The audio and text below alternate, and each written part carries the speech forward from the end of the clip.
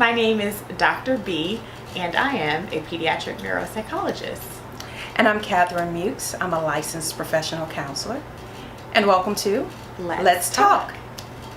Today we are going to be talking about how to know when it's time to seek help from a mental health provider, whether that's help for yourself or seeking help for someone else like a family member or your child, or whether that's encouraging a friend to seek help from a mental health provider. Right. So many times we see things that are happening and we get afraid or nervous. We don't know what to do about those situations, and so sometimes we just kind of ignore them, hoping that they'll go away, and we sweep them under the rug. So today we just want to make sure we give you some tips, some things to look out for that may be helpful in knowing when it may be time for you, for yourself, or for someone that you know or care about to seek professional treatment. Now, we want to say that there are certainly daily stressors that we experience that will change our mood at times. Absolutely. That will change our behaviors at times. And those types of situations are perfectly normal and expected. Absolutely. And dealing with daily stressors in life, I mean, they will come, that will happen. But there also is a point at which these behaviors, changes in behaviors or changes in emotional function warrant additional help from a medical professional or a mental health provider. One thing that comes to mind for me is seeing changes in a person's appetite. Right. For example, a person is eating a lot more than they typically do, or they are eating a lot less than they typically do, and that this is not just happening over 1 or 2 days. For example, if I'm feeling pretty down one day, I may not eat as much. If I've had a situation happen at work, then or in my family, I may not feel like eating that day. But should this persist for an amount of time where there's a notable change in my weight, where I've gained a lot of weight, or where I've lost a lot of weight, it may warrant some further attention. Absolutely. And appetite is a great one, because a lot of times it will show up in our weight and those different types of things. And so other people may start to notice, well, hey, you look like you've lost a lot of weight, or you notice that your pants are not fitting as much, whether they be too big or too small at that point. And it wasn't intentional weight loss. And so let's be clear, just because someone's lost weight or gained weight doesn't necessarily mean that there's an issue there. But if it's unintentional, so you've dropped 20 pounds, not because you've been going to the gym or walking or anything like that, and you've lost 20 pounds in a week, then there may be some things that are going on that we want to pay attention to and seek some help, whether it be medical attention and definitely the possibility of mental health attention. Yes. And I would agree with that. And to add to that, while we talk about some of the things that a person or behaviors a person may exhibit or lack of behaviors, many of these behaviors occur in constellation with other behaviors. So they're not just kind of, you have standalone. Right. You change your appetite has changed, or your weight has changed. There are some other things that go along with it.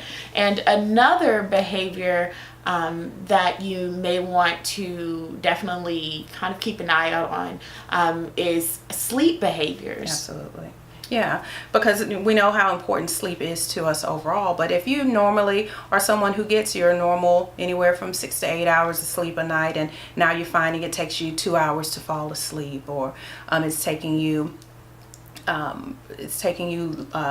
you're having trouble staying asleep, you're finding yourself frequently waking up, and not for biological reasons, but just you're waking up and now you're having a difficult time getting to sleep, and your sleep is diminishing, and that lack of sleep is also impacting your functioning, then it may be time to talk to somebody about what's going on, to maybe figure out what those things are that's happening, and to help get you to a place to where you can restore that sleep process and your functioning with that.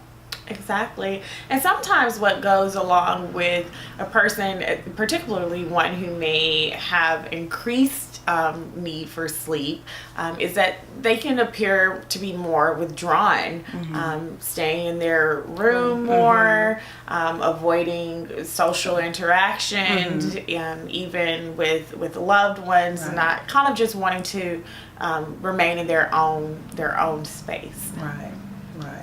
And so definitely the same way with appetite, sleep can be too much or it can be too little, and it's also impacting your functioning. One of the things that we've discussed a little bit is about how that may, some symptoms that may look a little bit differently in children. And one of the things that you particularly pointed out was about the irritability. Certainly. The way that things present in children and adults can differ sometimes, and irritability in children is a strong indicator. And granted, this means they're going to have some irritable days. We all do. But irritability that is nearly every day and it's pretty consistent is definitely a cause for concern, particularly when it's a change in behavior from their kind of normal mood. And irritability can signal a number of different mental health concerns and certainly warrants more attention. Absolutely. And I'm glad that you mentioned about the normal behavior, because what happens sometimes is we see things either within ourselves or people that we know and care about, that we don't know for sure if that's really normal behavior for them, because we try to set the normal behavior standards across the board and they don't always look the same. And so, for example, if Johnny is just kind of a little grumpy little boy, then if he's irritable this week, well, that might be status quo for Johnny if he's always had that temperament. But if Johnny was typically a happy-go-lucky child and that now all of a sudden he's getting into fights or he's talking back or he's breaking things or doing things that are just not normally his presentation of behavior, then you definitely want to keep an eye out on those things. Certainly. And the other thing that we want to emphasize is that we are thinking about these symptoms as they occur over a period of time. Right. So just really emphasizing that it's impacting daily functioning, whether that's in school, whether that's at work, whether it's in relationships, extracurricular activities, social functioning. It has to impact those areas, one area or more than one areas, and it needs to be noted over a period of time. We definitely don't want to sound the alarms for one day where you don't get enough sleep or you have slept quite a bit. So Johnny brings home that one bad grade. Mom, don't rush him down to the local therapist office. Exactly.